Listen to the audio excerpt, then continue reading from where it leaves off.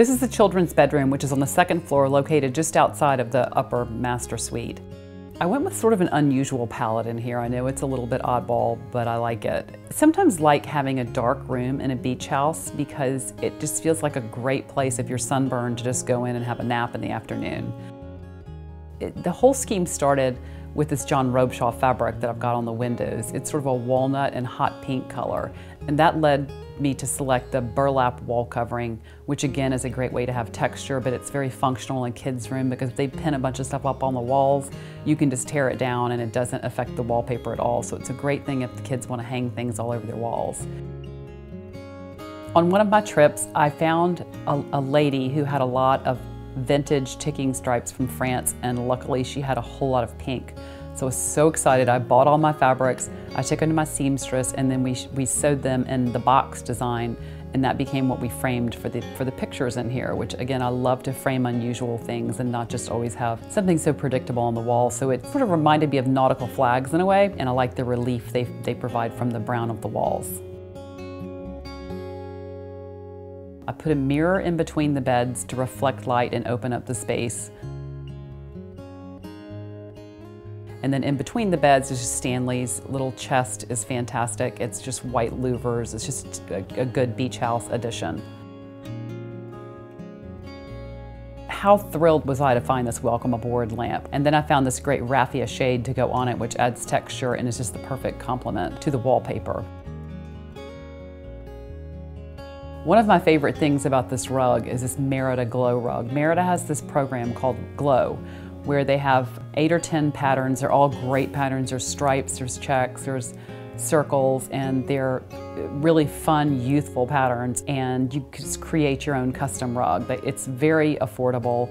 They're very comfortable, super, super soft, and I just think it makes a fun statement. Lee makes these slip-covered beds in twin size. They're fantastic, and what I really like about them, it's so practical for parents, is the entire headboard, footboard, and the dust ruffle, it's all one piece. So you just pull the whole thing off. It's all machine washable. It's very easy to slip on and off, and it makes it so durable and so easy for children. And if you want to change out later, you just get a new slipcover and you have a whole new bed. At the foot of the bed, I've placed a pair of X benches covered in sort of a brown fabric with a nailhead design. These are also made by Lee, and they're a wonderful design. They're so useful in so many different areas. They just look really nice there. Oftentimes I find that I want to hang the curtains as high as I can to the ceiling, which I did in here. I hung them just under the crown. And then there's an awkward little space that's in between the bottom of the curtain pole and the top of the window. So I layered the matchstick blinds underneath, which in effect just make that whole thing seamless, and they make that problem disappear. The kids' bathroom is a great little space. Andrew has these really fun penny tiles on the floor, which are light-hearted and perfect for a kid's bathroom.